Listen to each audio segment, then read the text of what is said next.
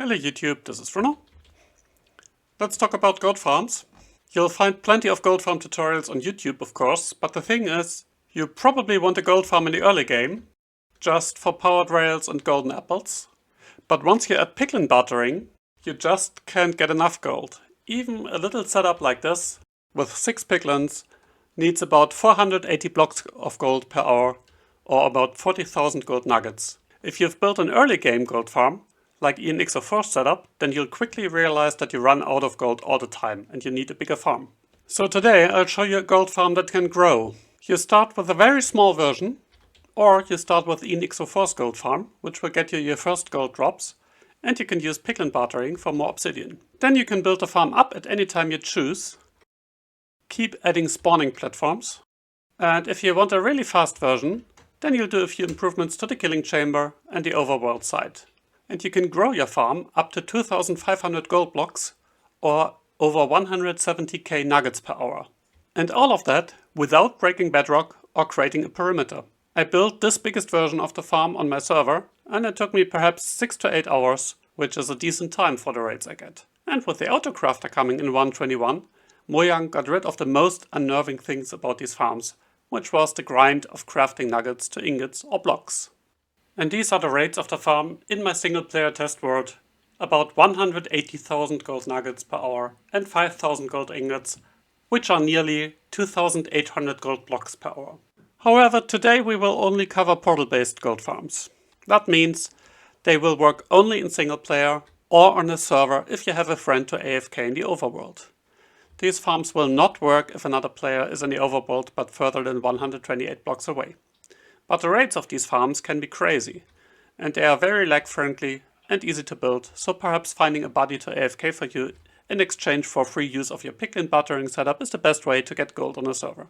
I may make a video on one-dimensional farms that work on any server at some point, but for now I suggest you check out Gnemmon's gold farm video, which is one of the best designs out there, despite being a few years old. Now this video glances over a few of the details about zombie piglin farming. And there are 2 excellent videos that I can recommend if you want to know more about the spawning mechanics. And these videos are of course by Gnemmon, who designed one of the go-to gold farm designs. And while editing this video, Nico is Lost released a video about gold farms, which complements this video nicely, because it explains about all the different types of gold farms and the farming mechanics. But first, let's very briefly review the concepts, and we start with Ian's farm. He digs a spawning area below the nether roof, has one portal with a turtle egg, and fools the zombified piglins into believing they can get to the turtle egg while they go through the portal. The player is positioned such that this platform here is the only area where mobs can spawn. So this is the spawning sphere. Then we send the zombified piglins to the overworld, where we have a bridge. And clever positioning will make sure that all zombified piglins come out on one side, push each other into the portal on the other side, and come out at the second portal in the nether, where the player stands ready to kill them with the looting sword. This farm produces over 20k nuggets and 500 ingots per hour, which is about 320 gold blocks. On the other end of the spectrum, we have portal spam. For example, using this farm from Glotz, just stack obsidian portals, shift it a bit in Y level every other portal to allow only piglins to spawn. The piglins go directly to the overworld. The mobs are killed in the overworld by a second player standing there. So this is a 2-player farm. So this farm will give only a fraction of the rates in single player. But the rates are pretty crazy, about 280k nuggets and 7,500 ingots. But these farms require anything between 30,000 and 80,000 obsidian, or 20 to 50 shulker boxes, which is a bit of a chicken and egg problem, because at least early in the game, the easiest way to get massive amounts of obsidian is from piglin bartering, and for that you need gold. So you need a gold farm to grab the obsidian required for the gold farm. Therefore, we are looking for cheaper ways to build a good gold farm, ways that require less obsidian. And this farm here fits the bill with about 3,000 obsidian blocks. And the trick, of course, is to use magma blocks for spawning and use mechanisms like turtle eggs to lure the piglins in. These farms are slower because piglins will ponder their life options for 2 seconds after spawning before they start walking towards the turtle egg. This of course fills up the mob cap, so even if they are very close to a portal, we can spawn at most 35 piglins per second. But you can get magma blocks easily. I'll give you a link to a magma cream farm that can easily produce the required amount of magma blocks. And that's really all this farm here needs. Less than 2 shulker boxes of obsidian, about 10 shulker boxes of magma blocks, a few turtle eggs in the middle, a few trapdoors, and otherwise mostly building blocks. Of course, you'll need a bit of a sorting system for that. If you use single speed filters, then you'll need about 20 filters for the nuggets alone. The layout of the spawning platforms is from Fortunate Diamond, and the design of the overworld bridge is taken from Dashpum. And this is Dashpum's original 225k farm, and it kind of minimizes the obsidian that you need, because it has only those small portals in the middle and spawning platforms around it. And the rates are pretty good, around 106k nuggets. He calls it a 225k farm, but this includes rotten flesh. And this farm uses only about 650 obsidian, which is a quite step down from 50 shulker boxes. But the platforms extend up to 7 blocks from the portals, so piglins can spawn 7 blocks from the portal and take a long time to reach the portal. So with our concept of a growing farm, it's not really necessary to be that careful about obsidian, because you can build up a very small version, build a piglin bartering station, barter for more obsidian, and then just build the rest of the farm. So we will use significantly more obsidian, about 3000 blocks, but we'll also get rates of over 180k nuggets, or roughly 75% more than Dashpum. So what we'll do is start with a farm that operates on the same principles as IanXOFours farm, but has an easier upgrade path so that you can build it up to a very fast farm. You can in fact start with Ian's farm, or if you have already built it, extend it, without changes. But in this case, I will build the whole farm on the roof and not below it, so we don't have to go back and forth. We have 2 spawning platforms, this time out of magma blocks, and 2 portals with a few turtle eggs. The eggs are protected by trapdoors, and we need to spawn proof against magma cubes and ghasts by adding some slabs. I find it easiest just to build rows of slabs 3 blocks apart, leaving 2 blocks space over the spawning platform. And the layout is as follows. We select the center block, marked with a gold block here, but you don't need that, this is just for visuals. Then we go 2 blocks in any direction, in this case south, and build 2 portals, 15 blocks wide on the inside and 6 blocks high. If we build an overworld portal in the correct space, corresponding to the gold block, then all piglins going through either of the 2 portals will end up in this overworld portal. And we just add 2 magma block platforms as wide as the portals, and up to 16 blocks deep. This makes sure all piglins see the turtle eggs, and the piglins on the upper platform will still go through the portal to get to the eggs. We add a row of slabs on the outside. This makes sure no adult piglins leave the lowest platform and they won't jump down because this is 4 blocks and they will take 4 damage. If you want to keep the baby zombie piglins inside, then you have to add a second row of slabs because this is a 1 block high gap, but it's not strictly necessary, they will just despawn after a while. And the rest of the farm is simply taken from Ian's farm. We have the very same overworld bridge and the second portal high enough. So this source portal corresponds to the gold block, X and Z coordinates times 8. This portal is 1 block higher and the whole thing is about Y equals 250. And importantly, remember the piglins come from the south, so this bridge is oriented to the north. Now, with this farm, the killing platform does not have to be at a specific height, it just has to be high enough so that there are no spawning spaces below the bedrock roof. I prefer to drop the piglins onto cobwebs and have an item collection system directly below the cobwebs. If we kill the piglins, then the items will fall through. And if we don't kill the piglins because no player is up there, they will, after a while, fall into the powder snow and be killed by the powder snow. And I haven't added a collection system here. You really can add just a few double chests if you like, or you can build up a sorting system. I'll show you a viable item pickup system later in the video. And this little farm already performs admirably, about 16k nuggets, a bit less than Ian's farm, but we'll soon get way past his rates. And now starts the upgrading game. You can run this farm anytime for as long as you want.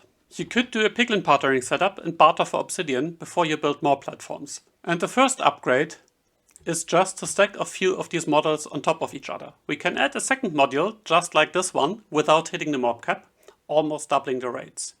Each module is 6 high and has 2 platforms.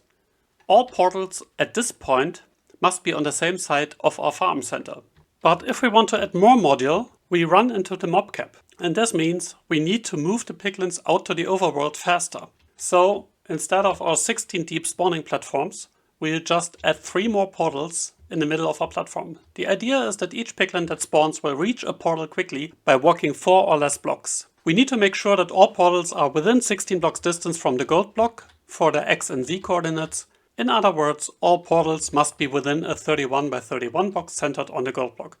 You can increase this to 33, but it's a bit tricky, and we will hit the mob cap anyway, so we stick to 31 by 31. So 4 portals spaced out 4 blocks are just right. And with the additional portals, we can already build up our farm to 6 modules or 12 spawning platforms. But then we start hitting the mob cap and need to be a bit smarter about this. So we wouldn't get more drops by just stacking more platforms. But this farm already produces almost 70k nuggets or about 1100 gold blocks per hour. We can more than double this later, but I'm afraid at this point we have diminishing returns. We need to do more than just adding a few more platforms from this point. But as long as we use Ian's overworld bridge, we need to bring all mobs in from one side of the farm. So still all these portals are on the south of the farm center. And of course, you don't have to use this platform shape, but in my opinion, the circular platforms that, for example, Gnambon and Dashpalm use are pretty painful to build. And depending on the size, piglins will spawn more than 3 blocks away from the portals on these platforms, so they take a longer time to get there. My platforms use a bit more obsidian, but are much easier to build, again in my opinion. And the larger size allows you to build a bit lower, which again increases the rates a bit. I said at the beginning that you can just upgrade Ian's farm, and here's how. At first, you can just add the very same platforms that I have on the nether roof, and Ian's farm would be right below this gold block here. The platforms all have to be on the correct side of the farm, so in this case all the mobs come in from the south, both for this farm and for Ian's farm. But the spawning platforms under the nether roof will become problematic later on, once you have added 12 or so platforms on the roof, because most piglins spawn far away from the portal and need something like 8 seconds to walk into the portal. And the key to high efficiency portal based farms is to get the mobs into the portals as fast as possible. So in this case, the additional spawning platforms below the roof will slow us down. And an easy way to get rid of them is to move the killing chamber up a few blocks, so the player stands high enough that Ian's platform is just outside the 128 block range. Alternatively, you could just spawn-proof the platform below the nether roof, for example by using a few lava buckets. This gives you more freedom if you want to design your own killing chamber. And the next idea is to introduce boat looting to free up space under the mob cap. I use the boat looting setup introduced in my gunpowder farm, which has the advantage that you can easily dispense a new armor stand. On a server, if you get a lag spike, the armor stand can break and you'll need to bring in a new one. Therefore, I would suggest to use an armor stand that is outside of the area where the piglins are. We also need a regeneration beacon, and we will add a strength beacon for good measure. And the idea of boat looting is that all mobs coming through the portal will be sucked immediately into the boats and be killed by the player who hits this armor stand with a sweeping edge sword. I will link the excellent video from MD on boat looting, which also explains how to set it up in the nether. And we'll replace Ian's bridge with Dashpalm's soul sand elevator. Zombified piglins are moved up using a bubble elevator and water streams. Then they take fall damage and are pushed into a second portal. Again, clever positioning makes sure they come out at the portal where the player is, and of course we use boat looting there. Since we know exactly how long mobs travel in the bubble column, we can make the elevator just high enough that the mobs are just over 15 seconds in the overworld, just long enough to be able to go through another portal.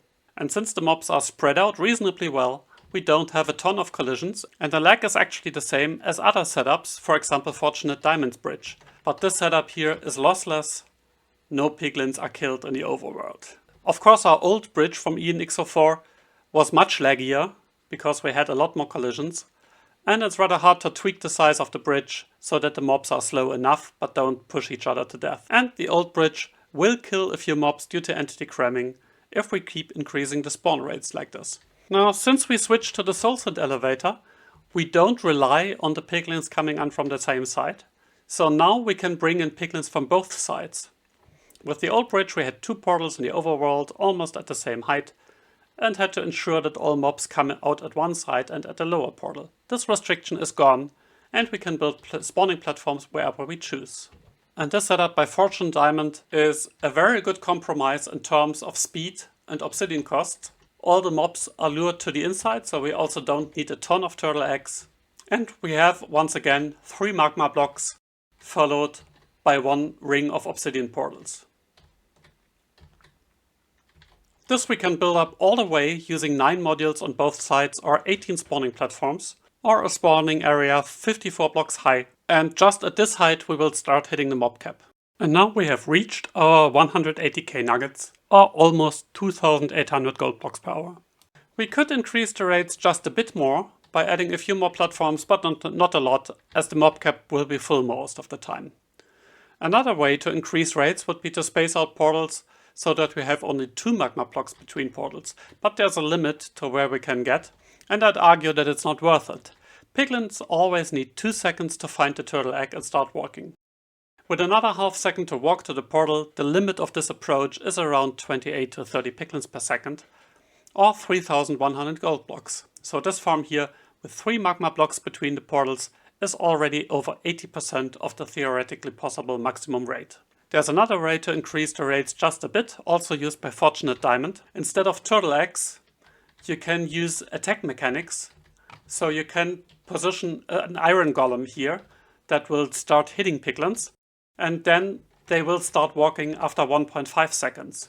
So you could push this to perhaps something like 3500 gold blocks. So this is Fortunate Diamond's version. Please check out this video if you want to know more. And the only way from there would be to go full portal spam. This setup allows you to do this if you want. So until you have enough obsidian, you could use this setup, and then you could replace one by one these magma spawning platforms by portals. The final building cost of the spawning platforms is about 15,000 magma blocks or 9 shulker boxes, along with 3000 obsidian. For the overworld side, you'll need about 2 shulkers full of any building blocks. You don't have to use glass, a bit of soul sand, some kelp, some bone meal to produce the bubble columns, and just a bit of slime and ice to push the piglins. Not too bad for such a powerful farm, and a lot less obsidian than a portal spam farm, with about the same production. And here is a very simple sorting system that can handle all that gold, with the usual slime pushers grouping the items to stack and pushing them over ice. I'm not sure if a minecart based system could handle all of the unstackables, because all of the gold sorts that the piglins drop, and they will block the slots in the minecarts. So I think in this case a slime pusher is better. I use simple 1 speed sorters and 3 speed shulker box loaders to keep things simple. You'll need about 20 sorters for the gold nuggets and 1 or maybe 2 sorters for the ingots. Of course, feel free to use advanced concepts like 6x speed shulker box loaders and stack separation sorters, but this very simple system will do. I will link a video where I explain how to build a sorting system in a nether. A good argument for keeping it simple here is that we will get the autocrafter in Minecraft 1.21. So basically we can rip out all of the shulker box loaders and replace them with an autocrafter setup. I have made a video on this. The system will be much more compact. Feel free to check it out if you like. So I guess 1 filter for the ingots would probably do, but we certainly don't want to lose any ingots. So I went for the option of adding a second filter, especially since the shulker box loader is the same. You just need to set up a second item sorter. And obviously you get the best spawning rates if all of the platforms have this shape. And here in the middle is the origin of our farm, our gold block. But you don't really have to remove the remains of your original farm. It's not strictly necessary that all platforms have this optimized shape here. Let's say you have built a few platforms of the simple farm here. Then you can change the overworld bridge to Dash Pump's version, which is no longer directional, so no longer all of the zombified piglins have to come from one direction. And basically just attach more portals here with spawning platforms. So here in there you see the remains of the old farm, and it may not look perfect, especially where the portals meet here. It might look a bit ugly.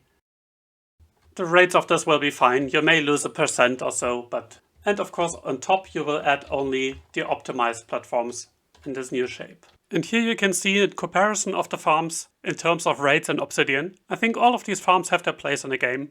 And all of them make sense to build in certain circumstances. So if you just want a bit of gold, you might want to build IanXOFours farm.